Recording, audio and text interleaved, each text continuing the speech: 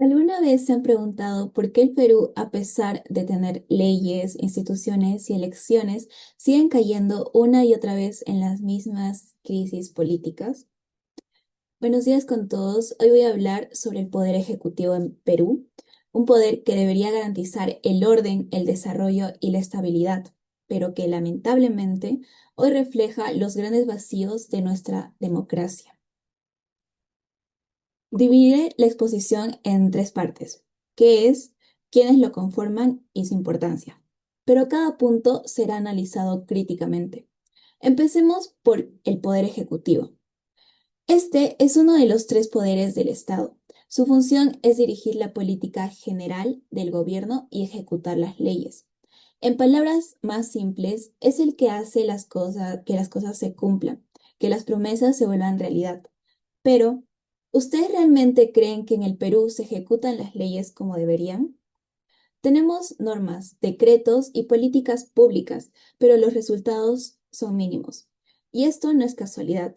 En los últimos 10 años, el Perú ha tenido 6 presidentes distintos, algo que no ocurre ni siquiera en los países más inestables del mundo, mientras en países como Canadá o Japón han mantenido gobiernos estables durante décadas. En el Perú, un presidente no logra terminar su mandato. ¿Pero por qué? Nuestro presidente en nuestro poder ejecutivo no se ha construido sobre la base de la meritocracia ni de la experiencia, sino del oportunismo político. Miremos un ejemplo o ejemplos como tal es el caso de Pedro Castillo, quien fue elegido en el año 2021. Este llegó al poder sin experiencia en gestión pública. Su gobierno se caracterizó por la improvisación y la falta de preparación. Esto se puede ver reflejado en una de sus entrevistas, cuando él ni siquiera supo responder a la pregunta de qué era un monopolio. Además de los continuos cambios de ministros, intentó disolver el Congreso. Fue vacado y terminó preso antes de que pudiera llegar a disolver el Congreso.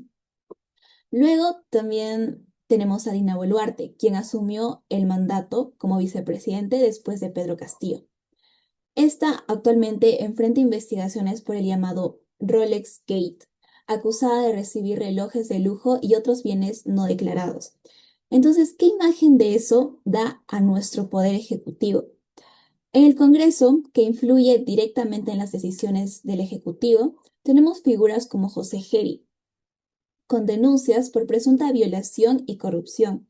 ¿Cómo podemos esperar un país libre de corrupción si quienes toman las decisiones llegan muy manchados de antecedentes? Entonces sí, el poder ejecutivo ejecuta leyes, pero también ejecuta la paciencia del pueblo, porque mientras los escándalos crecen, las necesidades siguen iguales. Hospitales sin medicinas, colegios sin infraestructura, regiones abandonadas. ¿Y quiénes lo conforman? El poder ejecutivo no es solo el presidente. Está compuesto por los vicepresidentes, el Consejo de Ministros, los ministerios y los organismos públicos descentralizados. Y aquí es donde se ve otro problema, la falta de continuidad y profesionalismo. Los vicepresidentes deberían ser apoyo y respaldo. Sin embargo, en el Perú se han convertido en una sombra, o peor aún, en futuros rivales. Recordemos cómo Mercedes Arauz, que renunció en medio del caos político, o a Martín Vizcarra, que pasó de vicepresidente a presidente tras la vacancia de Kuczynski, no por mérito, sino por crisis. El Consejo de Ministros debería ser el cerebro técnico del Ejecutivo. Sin embargo, en los últimos años hemos tenido gabinetes como ministros sin experiencia, sin conocimiento de las carteras y, en algunos casos, con antecedentes judiciales. Durante el gobierno de Pedro Castillo se cambiaron ministros más de 70 veces. ¿Cómo puede haber continuidad en las políticas si cada mes se cambia al responsable? Los ministerios que deberían liderar el desarrollo del país se han vuelto instrumentos políticos. Por ejemplo, el Ministerio de Transportes y Comunicaciones ha sido foco de múltiples casos de corrupción relacionados con obras inconclusas o sobrevaloradas. Y el Ministerio de Educación, que debería mejorar la calidad educativa, sigue siendo manipulado por intereses sindicales o partidarios. Y los organismos descentralizados que fueron creados para acercar el Estado a las regiones muchas veces son focos de ineficiencia. Los programas sociales no llegan a tiempo, las oficinas regionales no rinden cuentas y los funcionarios son elegidos por amiguismo, no por capacidad. En países como China o Japón, los altos cargos del Ejecutivo deben primero pasar por un proceso de carrera administrativa. Es decir, primero gestionan a nivel local, luego a nivel provincial y finalmente recién a nivel nacional. Es decir, no gobierna quien quiere, sino quien realmente demuestra la capacidad de poder llegar a controlar un país entero. En el Perú, en cambio, cualquiera puede ser ministro o viceministro sin haber gestionado nunca una oficina pública. Tal es el caso de Pedro Castillo. Entonces, ¿cómo esperamos buenos resultados si ni siquiera elegimos buenos gestores? Debemos saber también la importancia del poder ejecutivo, que es el motor del país. Este es quien maneja el presupuesto, quien aplica las políticas de salud, educación, seguridad y desarrollo económico. Si este poder llega a fallar, todo el Estado se detiene y lamentablemente eso es lo que está ocurriendo. Cuando un ejecutivo carece de legitimidad, el pueblo deja de confiar, las inversiones se frenan y las instituciones se debilitan. Por eso, países como Estados Unidos, Francia o Canadá cuidan tanto la estabilidad de su ejecutivo, no porque no haya problemas, los hay, sino porque las instituciones funcionan. Si un presidente miente, se investiga. Si un ministro roba, renuncia. Si hay sospechas, se separa del cargo. En cambio, en el Perú, los casos se archivan, las denuncias se postergan y las sanciones se diluyen. Tal es el caso de José Geri y sus presuntas denuncias que terminaron siendo archivadas. Y no se trata solo de culpar a los políticos, también es una culpa de una sociedad que se acostumbra. Nos quejamos, sí, pero al final seguimos votando por los mismos rostros, por los mismos discursos vacíos. El poder ejecutivo debería ser sinónimo de liderazgo, de orden y de progreso, pero hoy se ha convertido en un símbolo de improvisación, desconfianza y desgaste moral. Siguiendo con la exposición, yo les vengo a hablar sobre las funciones principales del Poder Ejecutivo. Primero que nada, el Poder Ejecutivo se encarga de hacer cumplir las leyes que aprueba el Congreso. También crea y ejecuta políticas públicas para mejorar la educación, la seguridad, la salud y otros factores importantes. Además, coordina con los gobiernos regionales y locales para que estos lleguen a enterar, no, para que todo el Estado, para que todo el programa del Estado se llegue a enterar para todo el país. Otra función importante es representar al Perú en, en forma internacional. Este es como que mm, estableciendo relaciones con otros países y firmando tratados internacionales. Luego tenemos administrar el presupuesto del Estado. Este administra el presupuesto del Estado, ya que el Estado, pues, bueno, el Poder Ejecutivo maneja los recursos del Estado. Finalmente, este puede emitir decretos y reglamentos para que se pueda hacer más efectiva la aplicación de las leyes. Yo tengo un ejemplo, les voy a decir este ejemplo. En Perú, el Poder Ejecutivo da un programa llamado Hariwarma, que da comida, da ayuda, les da comida y así a los niños de las escuelas públicas. Pero en México el Poder Ejecutivo en México da una asociación, o bueno, un programa también llamado llamado Sembrando Vida, que es uno de agricultores a los cuales les ayudan a sembrar y les dan los beneficios para que se pueda hacer todo lo que hacen. Uno de los ejemplos más que se puede tener es que en Perú el presidente participa en cumbres internacionales como la APEC o la ONU para fortalecer el comercio y las relaciones diplomáticas. En Estados Unidos, el presidente también asiste a foros como el G7 o la ONU, donde defiende los intereses del país y firma de acuerdos internacionales. Continuando con la exposición, yo voy a hablar sobre el presidente de la República, los requisitos, sus funciones y lo que tiene que ser el presidente para ser un presidente de la República del Perú. Bueno, el presidente de la República del Perú es la máxima autoridad del país y representa el poder ejecutivo. Sus funciones principales es dirigir el gobierno, hacer cumplir leyes, trabajar por el bienestar de todos los peruanos. El presidente no solo trabaja solo, o sea, de forma individualista, sino trabaja con un conjunto de ministros y otras autoridades del Estado. Además, representa al Perú ante otros países y toma decisiones muy importantes en momentos de crisis o de emergencia. Esos momentos que hubo, por ejemplo, son cuando se dio la pandemia o el COVID, el presidente conjunto con los ministros y los otros estados que les ayuda, tomaron esas decisiones muy importantes para tener la pandemia y demás. Ejemplos en otros países. Por ejemplo, en Chile, el presidente también es la máxima autoridad del país y cumple funciones muy importantes parecidas al del Perú.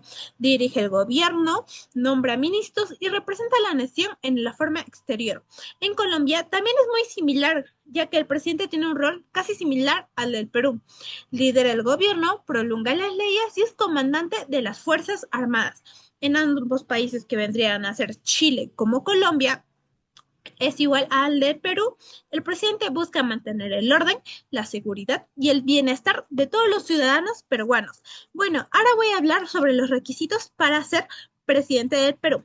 Bueno, los requisitos no vendrían a ser muchos, ya que en otros países a comparación como en China, tienen muchos más requisitos y esto se conllevaría a dar por niveles, tipos y escalas. ¿Y esto a qué se debe? Porque, ejemplo, en China primero tienes que ser de tu comunidad, después tienes que ser alcalde, así continuamente para poder conllevar a ser presidente, porque ahí notan tu liderazgo y cómo podrías conllevar a una ciudadanía en forma exteriormente creciente.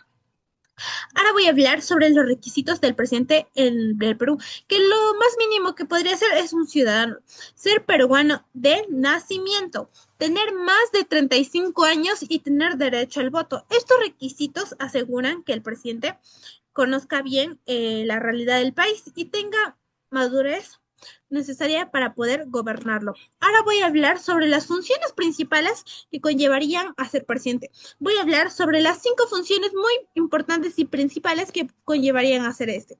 Bueno, el primero, que vendría a ser, el presidente tiene varias funciones. En ellas están cumplir y hacer cumplir las constituciones de las leyes. O, por ejemplo, cuando prolongan o hacen nuevas leyes, este presidente tiene que hacerlo cumplir sí o sí. Nombrar a los ministros de Estado, que es muy importante para eso, dirigir el trabajo del Consejo de Ministros, que también es muy importante, proteger la seguridad nacional de todos los ciudadanos y representa al Perú ante todo el mundo. O sea, entre otras ciudades, y en una conversación o plática, el presidente representa a esto. Bueno, en conclusión, en generalización, hablando así, en resumen, el presidente tiene un papel muy importante. ¿Y esto a qué se debe? Ya que este papel muy importante se da gracias al desarrollo de su país, ya que si el liderazgo de este presidente tenga una presencia muy mala, su país en vez de desarrollarse sería lo contrario, no se desarrollaría y en vez tenía casas y muchas cosas más. Su liderazgo es muy clave para mantener el orden y promover el progreso y representar ante el Perú y ante todo el mundo. Así como en Chile y en Colombia, el presidente del Perú tiene la misión de dirigir la nación y trabajar por el bienestar de todos los peruanos. Claro, si esto se conllevaría a dar a un liderazgo que estaría bien y bien hecho. Bueno, ahora hablando sobre mi opinión propia, durante estos transcursos de estos 10 años, vemos que ingresaron muchos presidentes. ¿Y esto a qué se debe? Siento que estos presidentes, bueno, no generalizándolo entre todos, siento que ellos tienen el pensamiento de Maquiavelo, que solamente les gusta el bienestar para ellos. Buscan tener un liderazgo mayor para solamente su bienestar de ellos y no solamente y no el bienestar de los peruanos o de los ciudadanos, ya que durante estos 10 años que vendrían a conllevar a ser pocos presidentes, fueron muchos presidentes que entraron y que salieron respectivamente. Estos presidentes solamente tienen ese pensamiento y también ese pensamiento crítico que vendría a ser, no le importa las cosas buenas o las cosas malas que hayan hecho, solamente le importa el resultado de sus acciones, a lo cual también lo llevaría y decir Maquiavelo.